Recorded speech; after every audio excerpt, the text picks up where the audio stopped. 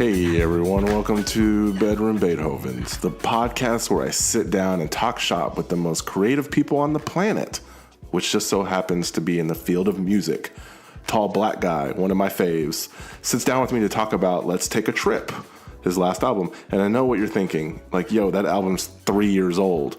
Well, this ain't a normal interview, it's a conversation, my friends.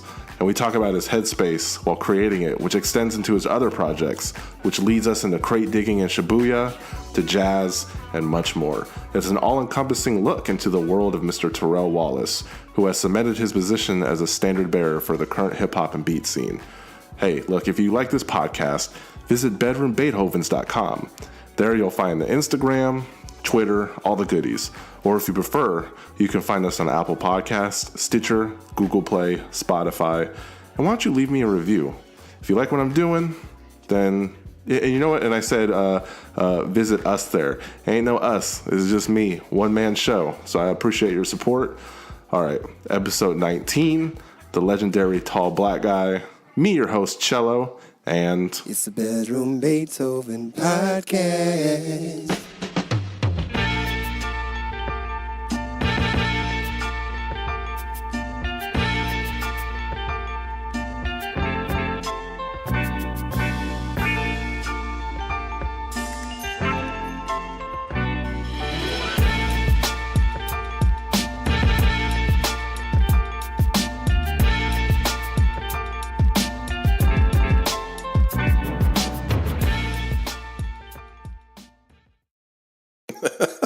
Yeah, so I learned something interesting going into this podcast. You know, if I have like a basketball podcast and I'm on episode 2, don't email Michael Jordan and expect him to come on. You know, he might consider it at like episode 300.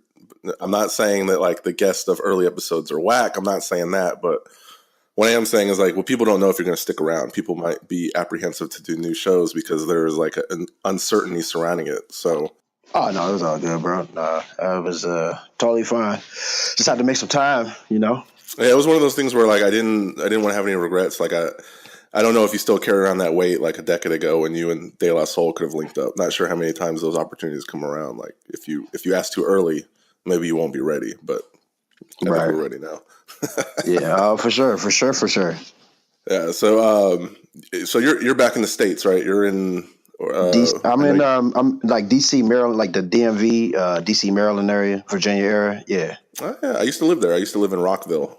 Oh, really? Yeah, super expensive. In fact, I moved there for a girl I was in a relationship with to be closer to her family while I moved away from mine, and that never worked out. So, great lady, just wasn't the vibe for me. So I always associate that DMV area with a mistake of moving away from where I should have been the whole time. You know. Where are you based at now? I'm in Texas, so it was a big departure for me to go to a different coast. Oh, right, understandable. But everything works out, man. Everything works out, and here we are. Your last album, I wanted to talk about, by the way, because I hate putting pressure on people like, you know, hey, when's your next album coming out, blah blah blah. But it's been a while. It was like the mid 2010s, and I know I did some digging. There was some unfortunate circumstances going on that led to the birth of that album, or the culmination of said ideas and beats. But at the time, you're going to your job, one that you don't necessarily enjoy, and I wanted to talk about that because it always goes back to that line that in that one Fonte song where he said, "If you're thinking about quitting, you should probably wait." What job was that? Oh, you're talking about the Let's Take a Trip time? Yeah, I used to work at the American Air Base in England as a cook. Really? How'd you get involved in that? Well, it was one of those things where when I first moved there, you obviously, me being an American citizen, you have to have a visa to stay there. And so the loophole was my father-in-law at the time, he worked on American Air Base. And so that was how I was able to stay in England. I basically applied on the air base, and then they got me the residential visa to stay in England. So it was almost out of like necessity to stay in the country. Yeah, I mean, it was like one of those things. Like at the time when we moved there, this is in 2011. It wasn't nothing going home, going well, good in my situation, and at that time in Detroit, and it was like one of those things. we went to go. Me and my ex-wife went to go visit, and then we ended up staying. But what was interesting enough is that when we made that step, that's when everything changed, though. As far as getting shows and people over there kind of being more accepting of my art. So how did you balance like that headspace? How did you balance the 9 to 5 with your passion? I mean, it's always been like that. I mean, I've had other previous jobs, and I was still like, I would work any type of job, but I would still come home and make music. It wasn't nothing like that I wouldn't do. So, I would do I would do my job. I would have to get up at 4 a.m. I would get back home at 5, 6 o'clock in the evening. And then from there, it would be me go into to my studio and then just crank out joints. Well, let's just say you're in that situation again. Let's say there's a next album. You go in there with a good headspace.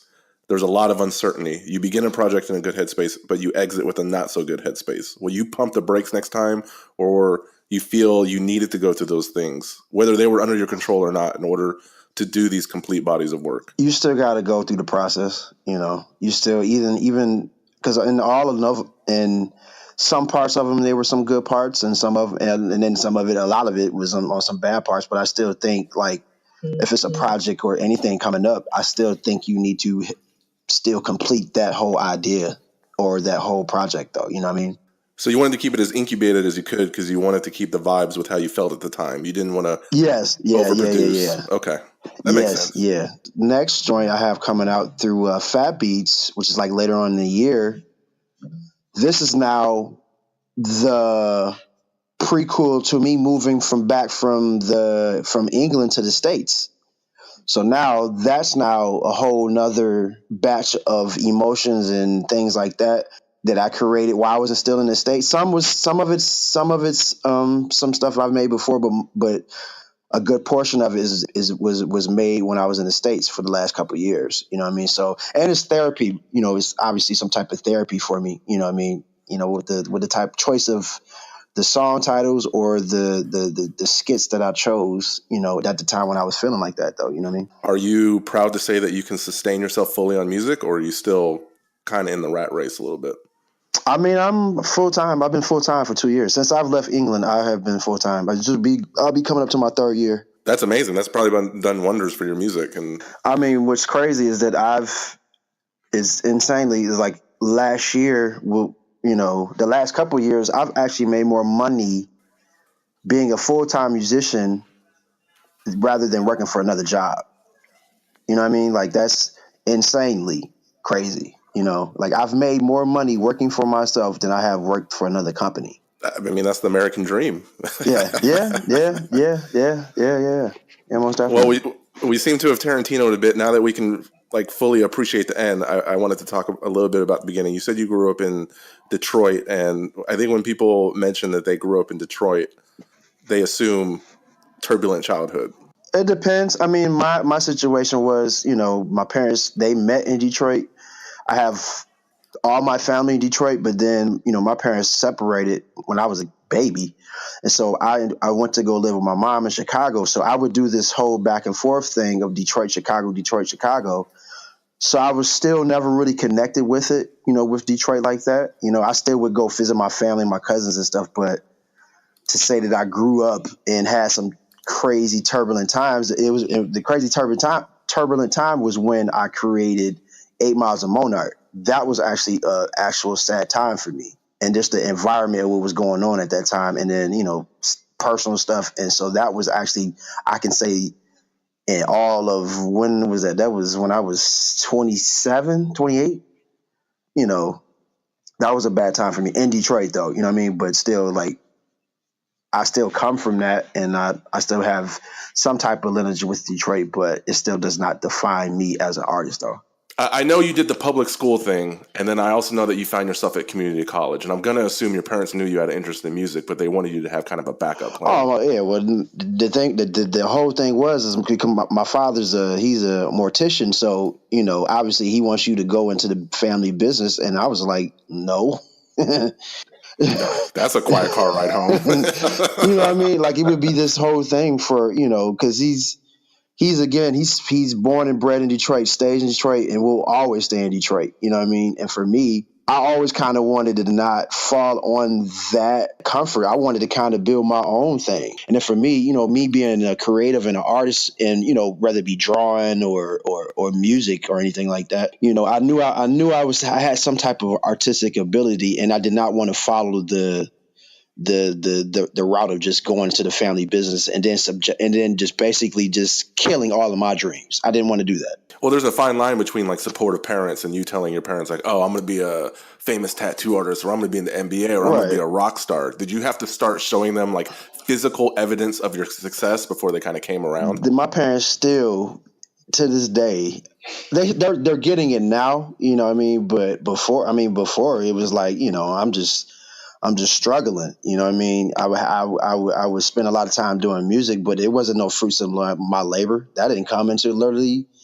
like I said, when I moved to England, that's when I was starting to, things were starting to build up. But obviously, you got to spend a significant amount of time to work on your craft to where people want to actually pay for it. It also depends on your definition of success. Like if you have a beat that's on a Fonte CD, a lot of people would be that's the end goal. But I think your parents' idea and maybe your idea or whoever else is on the sideline is like, if you can't do music full time, then you need to go get an office job to offset your dream until it happens. Right, and which I did for 18 years, and I've been doing it for 20. But I've been like I said, full time for 2 years. I think they'll start getting it now, and especially when they start seeing that I'm traveling. When I was in England, I was blessed to be able to travel to all these different countries off my art, though.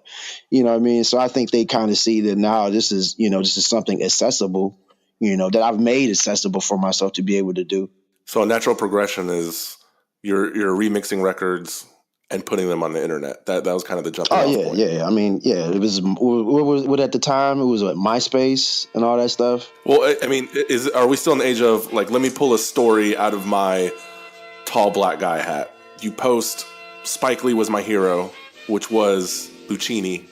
Skyzoo hits you up. Was this just divine intervention? Was it a successful coincidence? Because I'm sure producers dream of these random encounters where they wake up in the morning and Torre or Bun B are in their inbox like, yo, let's work with me. Right. Made me lean out my window. Right. Knew the scene from the get-go. Right. But Spike Lee was my hero. Right. Said Spike Lee was my hero. Right. But Spike Lee was my hero. Say you here by any means, tell him ditto. Right. But Spike Lee was my hero. For the heroics, capes on the notice. Waited for him to show it and traced all of the motives. Well, the interesting part about the Skyzoo situation is that I actually had reached out to him before the whole Lucchini thing about him recording on 8 Miles of Monarch. It was the beat that I originally used for Moni de Trois on 8 Miles of Monarch, and I had actually asked him to record to it for my album, and for whatever reason it didn't really work out. And then so fast forward until when I actually posted the Lucchini joint, he hit me up again, was like, man, what you doing with that beat? I'm like, man, it's just a remix. And then that's how that whole situation worked out.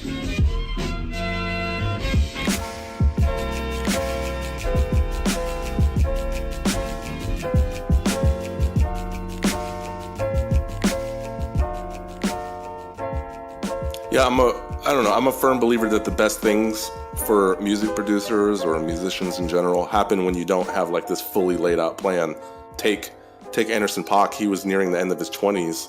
A producer just out of the blue invited him to try out some vocals for Dr. Dre's comeback album Compton. And I think West Coast rap was so wild that he featured this previously unknown guy who stole all the scenes that he was featured on.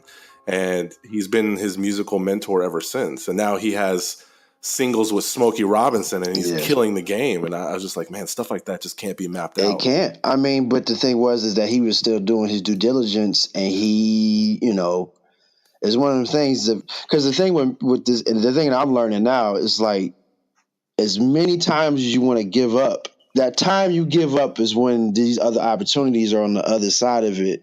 And it's frustrating because you want these things to happen in your timing, and it doesn't work like that. It does not work. It's a process without, and it's almost like, are you ready for what's about to happen? I mean, persistence is key. And I know that's not the goal, but I bet like 1% of your mind is like, yo, if I flip this Sade Sweetest Taboo, it's hot, but what if Sade heard it and invited me to produce on her album? Like, Right. You know what I mean? Like, I'm sure you can't help but think that. You never know. You never know how the stuff. You never know how the stuff works out, though. You know what I mean? But the thing at the end of the day, I think is still there's like, as you growing and evolving, just making sure you do it with integrity, but at the same time, like, because the thing now is like, I've done this for so long, like, I don't know what else I could do. I don't want to do anything else. Getting older now, I know I need, it's a thing of needing balance and all that type of stuff. And well, I wanted to get your opinion on something, a learning opportunity for people who might be listening. On your last commercial album, I would say, because you're always putting out music, you featured an artist named Masego, and he found himself in an interesting predicament that I would like for you to speak on, since you are on the right side of the fence on this. So he reached out to K-Tronada, and a lot of people have this fantasy on how musicians and producers link up, but it's usually just like a DM slide. And, he told him that he respected his work and would love to work with him in the future. And K-Tronada replied with hey man, here's a batch of beats. And Masego was like, oh, snap, I'm a young boy in this industry. I don't know what a batch of beats is.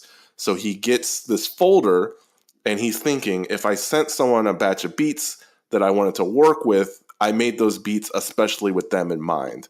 That's what he thought was happening. Now, before I get more into the story, as a music producer, is that mistake number one? Yeah, that's kind of a mistake right there. He sent you a batch of beats doesn't mean, because he sent you the batch of beats, but at the same time, like, you still got to have a correspondence about what you're using from those batch of beats, though. It gets worse. Okay. So within the batch, he finds a song he likes and immediately started writing something to it. He put so much stock into that one song that it literally snowballed the momentum to creating his whole album. The song was called New City. Fast forward, Chance the Rapper's coloring book is out. Big fella, you drunk, big fella. 2 sips and now you want to trip, big fella. You not a drinker. And he listens to Coloring Book like everyone else was. And as soon as that track hit,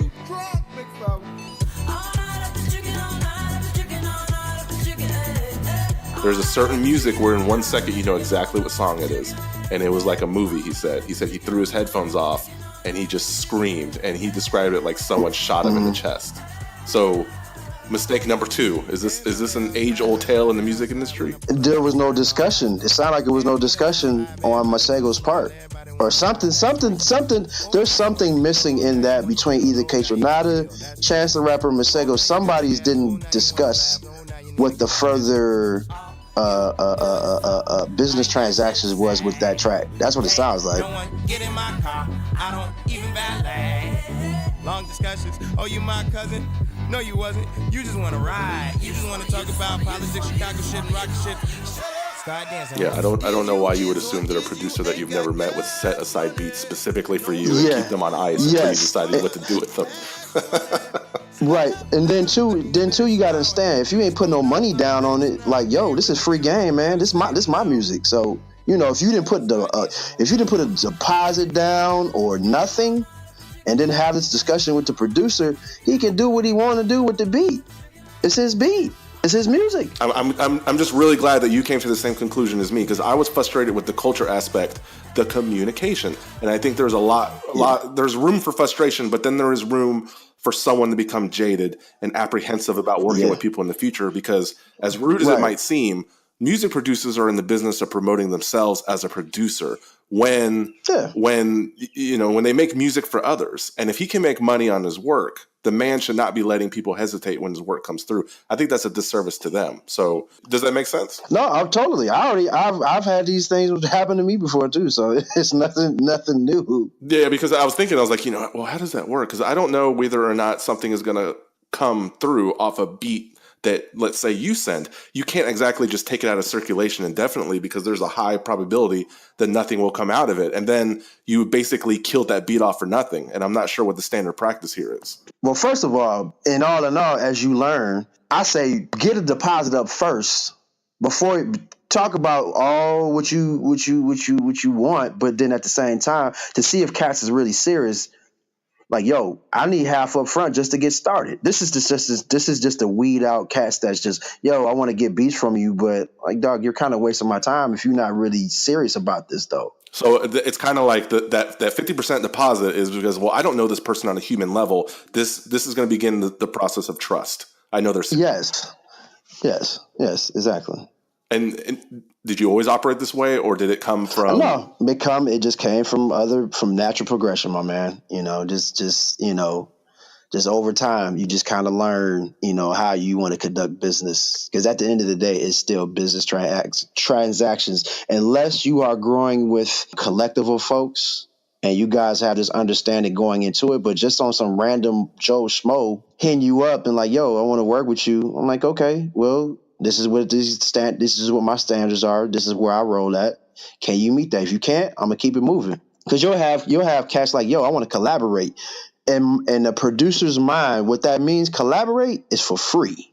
No, it's not for free. Unless it's a fair exchange of value, meaning you're bringing something to the table that's at the level where I think it should be, and vice versa, though. Like it's almost like a bartering system. Like say you are the best welder or whatever like that, and I'm the best building person, and we can meet these forces together like that.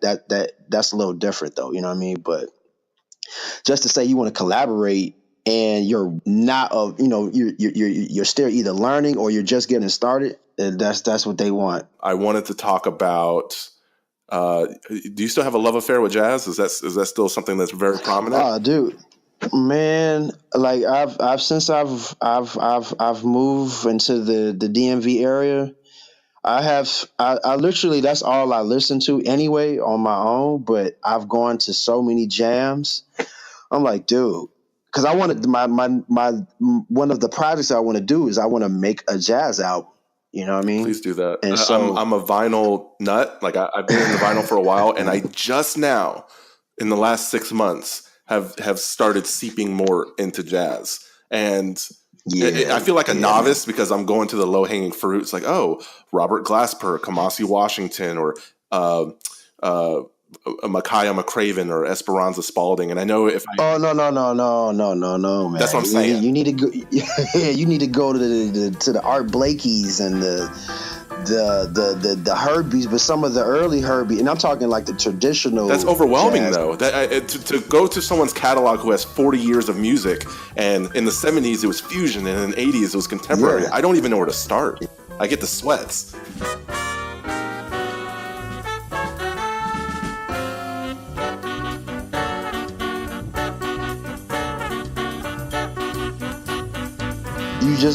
You go, like say you go, because you got to understand, like a lot of those musicians would play together, and there's certain labels that would have these certain musicians on the same record. So Freddie Hubbard and Miles Davis and George Benson played on the same record before. You know what I'm saying? So then you start from Freddie Hubbard, go check his catalog, and then you'll run into a George Benson, run into his catalog, you know what I mean?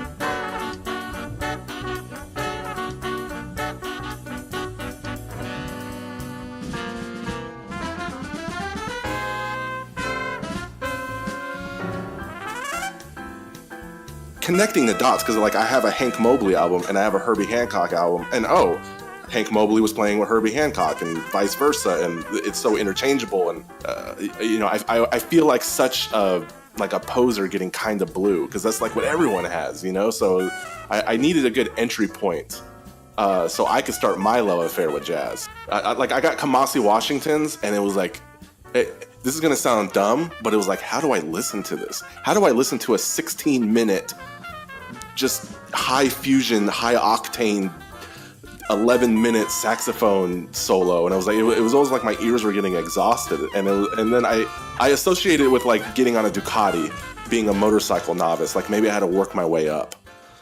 All right, so we where it kicked off, I think, was you said you had conversations with Mellow Music Group. Yeah. That was a shot in the dark, and I'm surprised you actually had a real conversation about that. So yeah. It was maybe about 3-4 years ago. Yeah, but nothing really went from that. I say you made the right move. I think you're working a lot more freely, a lot more lucid. Maybe if you went to make a jazz album, that wouldn't have fit in the label's plans, and you wouldn't be able to make it. So I think you're in a good space, man. So yeah. And I think for me, like at least I hope I try not to box myself into one sound. Meaning like I try to make house music. I try to make I'll do the remixes, but I'll do it a different way. I'll do some hip hop, and I haven't worked with a lot of the hip hop artists as of recently. It's been more R&B artists and soul stuff, but just trying to evolve, and just being able to touch these different things, but still be me, but just touching different genres and stuff like that. Well, I mean, usually when I have people on here, they're either promoting something or I timed it with something. But I just had you on because I'm a huge fan of yours. So if you have anything in the pipeline, if you want to let people know where they can find you at or whatever, the floor is yours. Man. Well, you can find me on Instagram, Tall Black Guy Productions, Facebook, Tall Black Guy Productions, Twitter, Tall Black Guy Productions. I actually have an album coming out with Fat Beats with the Baker's Dozen series. That'll be later on in the year. And don't forget that 7-inch with the flavor in your ear. Oh yeah, that's almost about sold out now. I think, is it? Yeah, almost. Yes. So hopefully this is the tipping point. Niggas is mad, I get more butt than ashtrays. Up a fair one, I get mine the fast way. Ski mask way, nigga ransom notes. Far from handsome, but damn a nigga tote.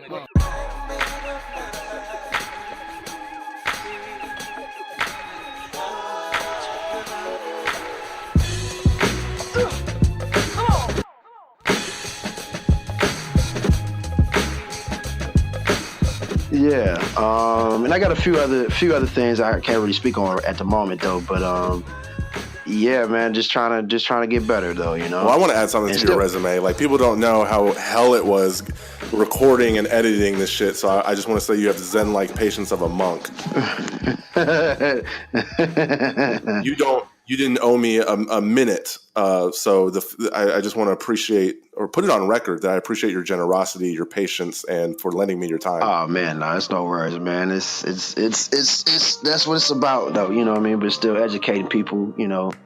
I'm sure people are gonna take some gems, to help them in their careers and as they get started too, though. That's what it's about, man.